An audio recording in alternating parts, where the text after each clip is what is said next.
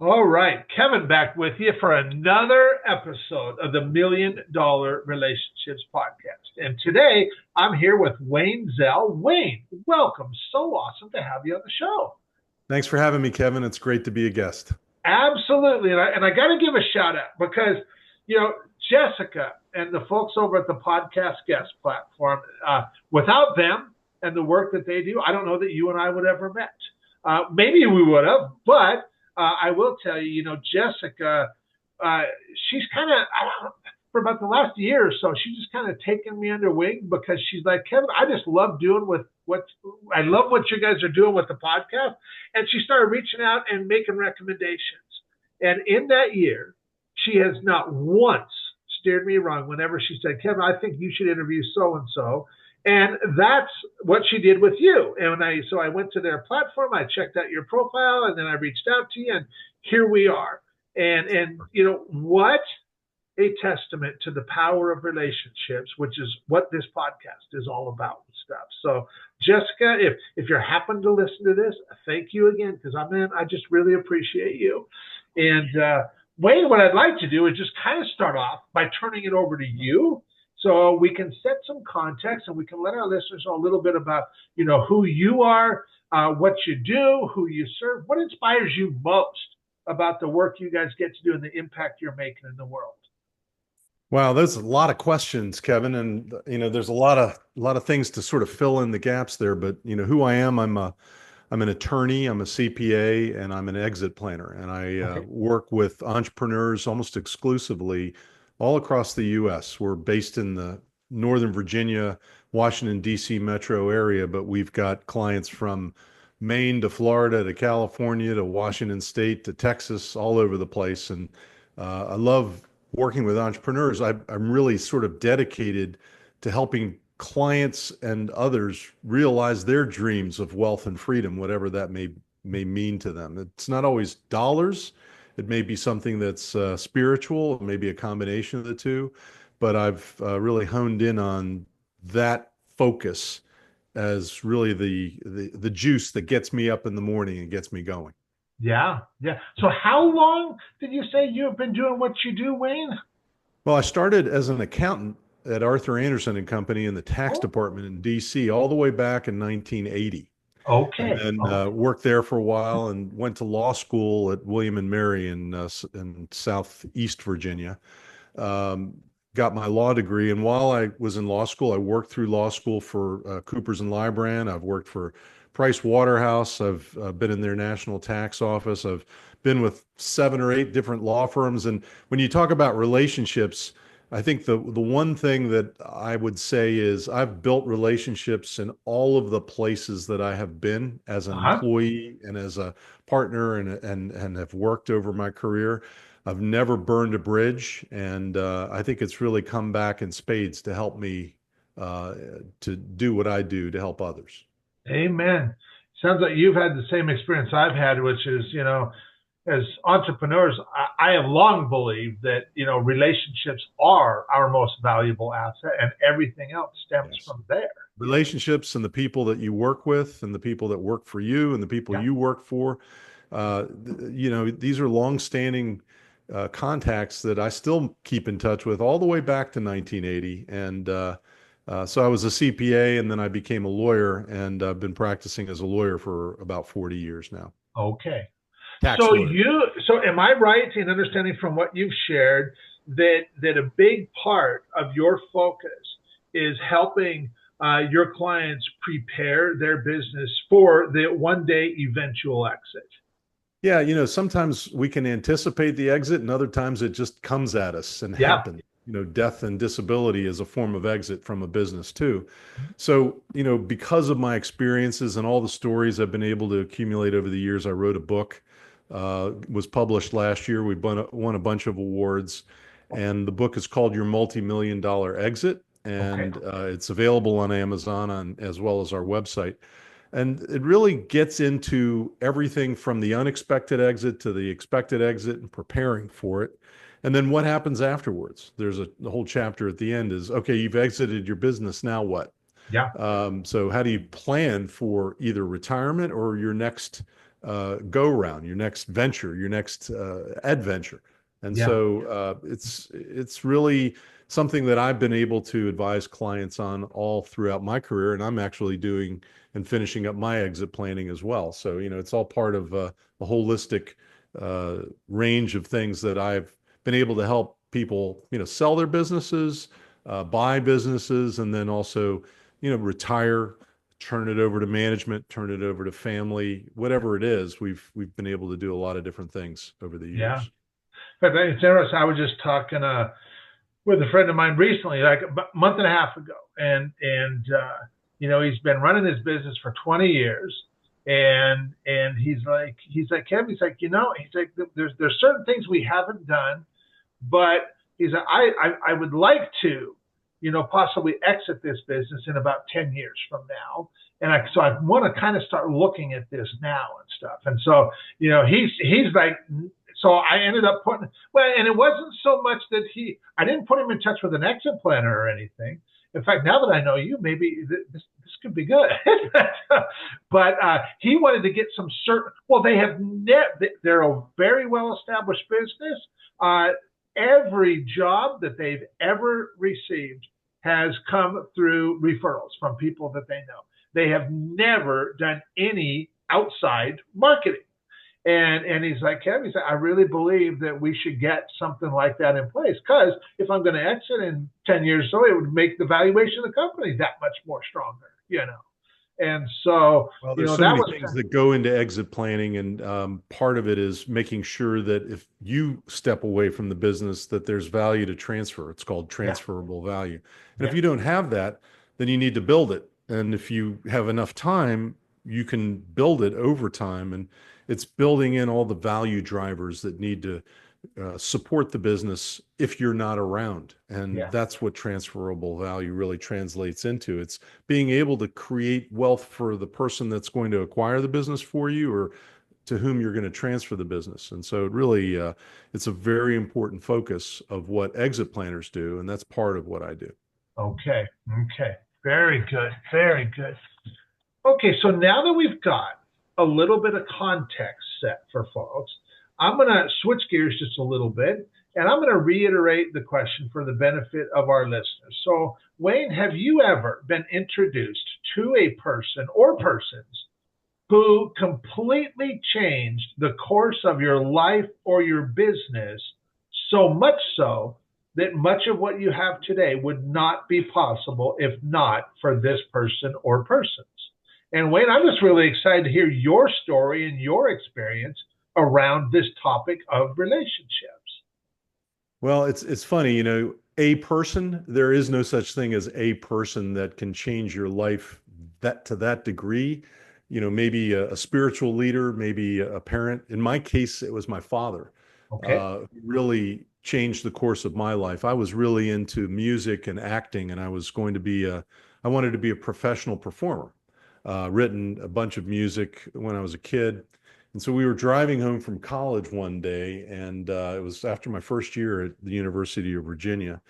And we were driving home, and he said, "So what are you going to major in?" I said, "Well, I was thinking maybe a double major, music and drum." It got very quiet in the car. Nobody said anything for about 2 or 3 minutes, or it seemed like an hour. And I was like, uh-oh. Why do you ask? He said, "Well, because I don't think I'm going to pay for school for you to graduate with those degrees, because I don't know how you're going to support yourself after school." I said, "Oh." It's like my bubble was burst. My hopes were dashed. My self-confidence was destroyed. What I realized was he steered me in the right direction. First, he said, "You really need to think about going into the business school, the McIntyre School of Commerce at UVA," which I did. And I did it begrudgingly, because I didn't have this passion for it. Okay. I went and joined, started taking accounting courses, and, all the other courses that you take to get into business school, economics and everything else. And I realized that this is the language of business. And if you do want to succeed in business, you have to know this stuff. So maybe I'll do something after I get these degrees. Well, I immersed myself and I got really good at it. I got good in accounting. I got good in tax and management and marketing, especially. And then I went and graduated and I went to work for a big CPA firm. And I realized that I was deficient in my writing and analytical abilities, which a lot of kids get in studying history, philosophy, political science, things like that, which I didn't have. I was Okay. focused on music, drama, and business in my undergrad courses. And then I realized, okay, I probably need to learn how to write. I need how to analyze better. And because I'm doing a lot of tax work, I need to understand the law better. Just how is it formulated? How is precedent created? So I went to law school. Again, it was a struggle at first, and I ended up doing really well. Graduated and went on to work in law firms and accounting firms after that. And I think it was my dad that really started me on that road. Another person that had a significant impact on me was one of my teachers, my fourth year of school at UVA. He was a second semester, last semester in school, tax professor, guy named Okay. Ken Peacock. And he was, I really hated my first semester of tax. I thought anybody who wants to do this is a Nimrod. They're not going this is really ridiculous. The way this guy teaches it, it's all by memorization and by rote. And, who wants to do that for the rest of their lives, right? It's not creative. This guy taught me how to think about things in a different way and how to use the way he thought and the way he was teaching us to analyze and really start acquiring a different level of knowledge in tax. And I fell in love with it. So I fell in love with it so much, I went into the tax department at Arthur Andersen, studied tax all the way through law school, and specialized in it for the rest of my career because it was that person's approach to teaching. I teach today. I teach estate planning at George Mason University. Okay. And I love to teach. And I think I was inspired by that. But then after every job change and every place that I worked over the next 40 years, I met people that had a tremendous influence on my life, mentors, people that I worked for at Arthur Andersen, people that I worked for at Coopers and Lybrand, people that I've worked for at Venable, which is a big law firm that's originally based out of Baltimore, but it has offices all across the country. People at different firms that I worked for who were mentors to me, who taught me how not only to be a better lawyer, but to be a better person, how to build relationships, how to sustain those relationships, how to communicate. It was really a valuable journey that I've been on. And then I finally opened up my own practice. And because I was an entrepreneur, I wanted to do it my own way and Yep. in my own way. And I think it was because of the people that I had met all along the way. And I've retained those relationships. I don't have anything bad to say about really anyone I've ever worked with over the years. Everybody approaches the way they do things differently. I just learned how to do things a lot of different ways, and it really expanded my knowledge base, becoming a technical expert, but also how to become a good boss, a good employer, a good employee, a good friend, a good relationship builder. And that's, the question's it's a loaded question, Kevin. So when you say which person had the greatest impact on me, I start with my dad, but may he rest in peace. But all the other people that I've worked with over the last 44 years have had a tremendous influence on me, and I'm grateful to all of them. Yeah. Yeah. Amen. Absolutely. Absolutely. If you look at your relationships with, with your father, with some of these other folks in your life that you're talking about, you know, um, I want to look at a situation, an example where you personally, you got to make a really substantial impact where you were even just like, wow, that was really awesome. And you also know that that would have never been possible if not for your relationship with whoever that would have been. And my guess is, Wayne, you could come up with lots of examples like that based on what you've already shared. But Yeah. just what comes top of mind for you? So it's an interesting question. So who have I helped that I couldn't have helped but for the fact that I had this relationship Yeah, with this yeah, other. and it could have been a person, or it could have even been a group, or something that happened in your life that was a substantial impact that even you were just like, wow, that was really awesome.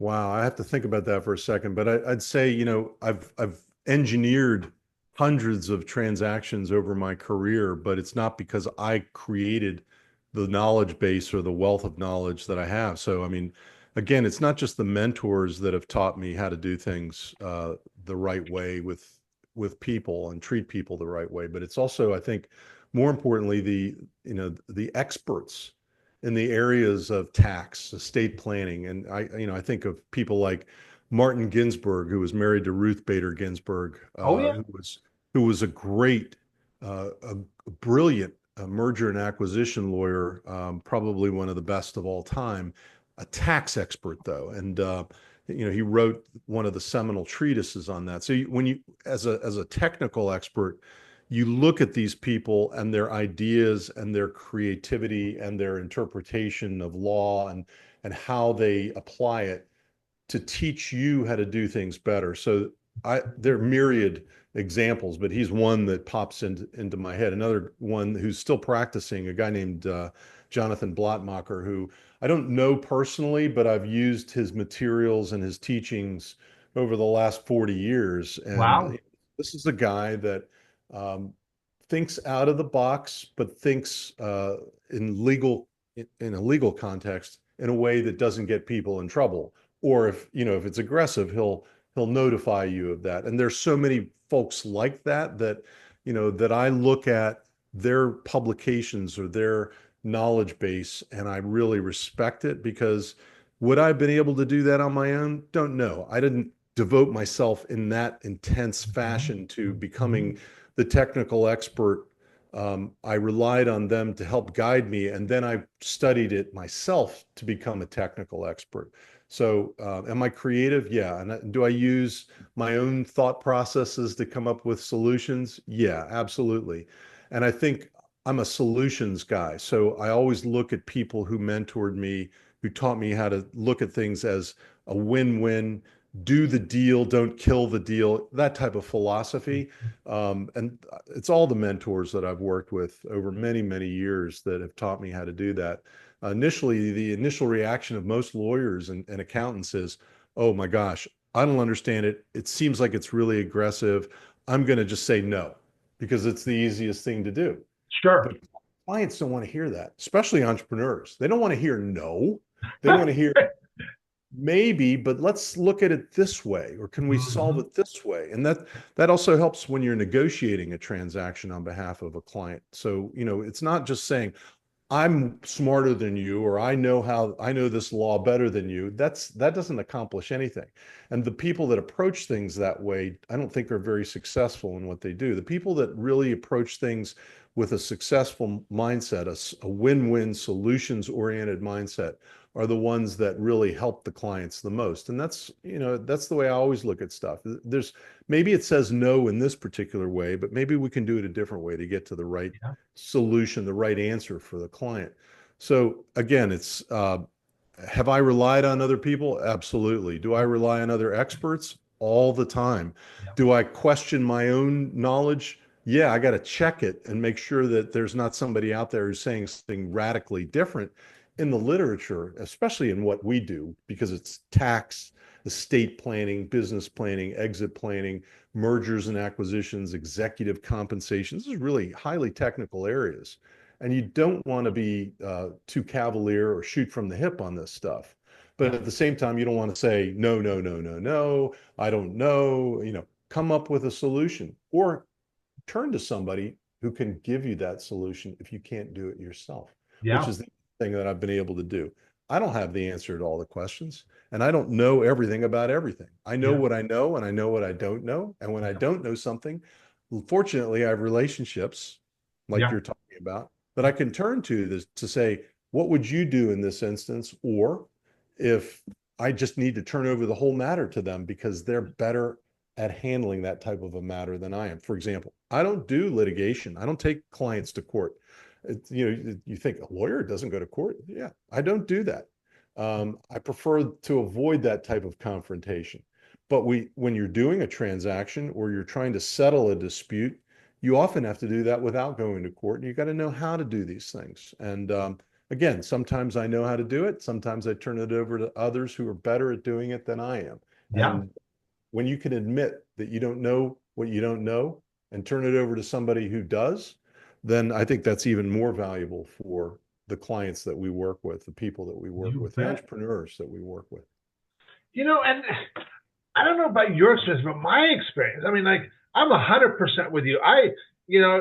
One of my mentors is a guy, Dan Sullivan, who founded a company called Strategic Coach. And I know years who he is. ago, have you heard of Dan? Yeah, he coaches one of my clients. He's coached him for years, and Okay. my client just talks. He just says this guy walks on water. I'd love to Oh, meet him today. Dan is amazing. Then that guy is so dang smart. And I've learned so much from him over the years. And one of the things he talks about is unique ability, which is these God-given gifts that we all possess, that we might even like think like, oh, that ain't no big deal. Anybody can do that. But no, that's not true. We are really good at that. And doing what I do, facilitating relationships, talking with entrepreneurs. I love asking questions. And so I'm just naturally curious guy. And as a result of that, I'm able to like create trust with people really quickly. But you And know what? When you ask questions and you ask more questions and you ask more questions, that means you're listening to what they're saying. yes, And as you become a better listener over time and just keep asking questions, you can't always provide solutions. You need to ask questions and let the client lead themselves to the right solution that's by the right. questions that you ask. So being an active and good listener is really a valuable tool that I've honed over my career. I'm Yeah, still not an expert at it, but what you're saying is really important. It's asking questions, being curious, yeah, and that's how you get to know the people that we work that's with better. yeah, that's right. And we're good at this small group of things that we are just really good at and even world class at if we've been doing it for years, and honing our skills and just becoming more and more effective at doing what we're really good at. But then there's this whole other world of stuff that we're like completely useless at. And it's so helpful to be able to know other people who that's their jam. That's what they're good at. That's what they love. And there is zero shame in saying, you know what? I don't know this, but I know somebody. This is their thing, and let's bring them in. And That's the best thing you can do for somebody you're trying to help. You're really yeah, helping them instead yeah, of saying, I want to keep this all to myself. I want to keep all the revenue to myself. I want to try to provide the solution because I think I'm really smart and I can do it. But what you said is probably the most important thing, and that is we don't know everything. In fact, that's there's right. so much that we don't know. And if it's in an area or a topic or a technical issue or whatever that we just don't know about, it's doing damage if we try to provide solutions for somebody if we don't really know what Yeah, we're doing or we don't have the experience in doing it. And so yeah, bring in somebody that can really help the person. And I've done that in law. You have to do it all the time because again, there's so many fine-tuned areas of law specializations. It's like, going to a doctor, to a general surgeon and asking him to do brain surgery. That would be a mistake by yeah, the general surgeon, right? He'll bring in the right specialist to help you. And I have the same relationship with my doctors. I have a doctor who is my sort of, captain of all my medical stuff, and he brings in different people for different yeah, purposes to make sure that I'm being taken care of properly. And that's why we call ourselves sometimes at our firm, we call ourselves the client's lifetime lawyer, because what we don't know, we know people who do, and we can yeah, bring in those people to help them. yeah, And if we benefit from it, great. What we'll benefit from is that the client will be eternally grateful and they'll always remember that you were there to try to help them. And yeah, that's all I'm here for on this earth, is to try to help people. And yeah, when you start to realize that, and it's not just about putting money in your pocket, And I realized that in about 22 years ago when I had prostate cancer as a young man. And I realized that, why am I working at this law firm and all I do is bill hours and this and that? And what's the purpose of what I'm doing? And it crystallized. I'm here to help people. I'm here to help clients realize their dreams of wealth and freedom, whatever that is. It's been my tagline. It's the juice that gets me up in the morning, that helps me help others. And you know what? I think more people get more out of giving back than they do out of getting or taking. And that's sort of my philosophy of life. Yeah. So I want to continue to give back to whoever, whether Yeah. it's a young student that is coming to me for mentorship, or an employee, or a client, or just somebody out who needs help Yeah. in the world. Yeah. That's why we're here. So Yeah. sounds a little That bit. really, what you just said about giving, really, all my life, I've been this giving, generous person. In fact, I mean, I don't know a better feeling than giving to somebody who just really appreciates it. That is just an amazing feeling. It makes you feel so good. And yet most of my life, I totally sucked when it came to that's a technical term. I totally sucked when it came to receiving, or even, God forbid, asking for help from other Oh, people, because I wouldn't want to bother them or what have you. right. And 12 years ago, a good friend of mine gave me some new perspective, and he was like, Kevin, he said, do you realize that by being the way that you are and kind of closing yourself down to this idea of being able to receive and even ask for what you want, he said, you're depriving other people from the experience that you just told me was this amazing experience. He's like, Kev, who are you to deprive them of that? Let them have that experience too. And I'm like, wow, and that 12 years ago, Wayne, was a game changer.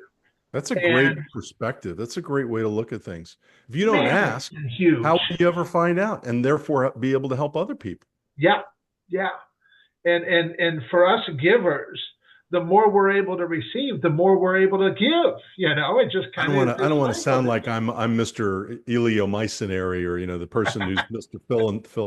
Philanthropy. I do the best I can with what I've got. yeah. But I do believe that if you give more than you get, you're going to live a fulfilling life. And Yes, people you are. people won't remember for what you took. Yeah, They'll remember you for what you gave, yeah, either from your heart, from your wallet, whatever it is. And it's all about, I think, helping other people. yeah. If you help other people, it makes you feel good inside. So That's right. that's kind of the way I approach the way I do what I do on a daily basis. We just closed a transaction for a home remodeling company, and they sold it for a lot of money, eight figures, mid eight figures, did very, very well. Um, and the best thing that I got out of it was not the fee that we got paid. It was the statement at the end when the owner said to me, you know what, you've been invaluable to me. You've helped me so much. I really appreciate this. Thank Yeah, you so much. And it's like, yeah. wow, it makes everything worthwhile. It really Absolutely. does. Yeah, So absolutely. Well, Wayne, I want to thank you so much for taking the time to have this conversation today. And for anybody that's listening to this right now going, man, Kev, I really like Wayne. I like the way that Wayne shows up. And heck, maybe there's some entrepreneurs that are now thinking, you know what? Maybe it might be good for me to be talking with Wayne or somebody on his team. So, mhm. for anybody that might be thinking like that, what some resources, any website we can share with them, and include that Yeah, with the sure. show notes? Our author's website, my author's website is Wayne Zell, Oh, WAYNEZELL.com. okay. Our law firm is Zell Law, ZELLLAW.com. And then we also have an exit planning firm called AspireToExit.com. Oh, But the main resource page for knowing about me and the book is WayneZell.com, and knowing about our firm and what we do and how we do it is ZellLaw.com. So you can reach us through any of those media. perfect. Perfect. So yeah, I'll make sure that we include all of that with the show notes. Wait, any last thing you feel led to share before we call it a wrap? No, I mean, I think the question that you asked me, who have you been introduced to? that has had a major impact on your life. I look back, and I'm very grateful for all of the people that not only have helped me be a better person at what I do, not just being a person, but being an attorney, being a CPA, being a tax guy, being an exit planner, but also all the people that have worked with me. I don't view them as working for me, but I view them as working with me over the years. They have made me better, and they have helped all of the clients that I've wanted to help enormously. And I have a whole team of people here now that are doing that for us. And it's, some of the people that worked for me in the past. I thank you all if you're listening to this. Hopefully you are. Some of the people who are no longer living, I'm very grateful that I got to know all of these people. And every day I wake up with my number one value is gratitude. And I really do live by that. And I think all of us should do that. Be grateful for what you've got and for who you've met and for the relationships that you have, and keep them close to you, because it's what will keep you going, doing what you do. So that's the only thing I can pass on as my final words. Awesome. That's awesome.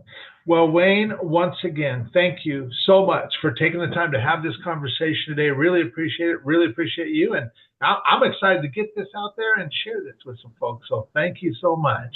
Thanks, Kevin.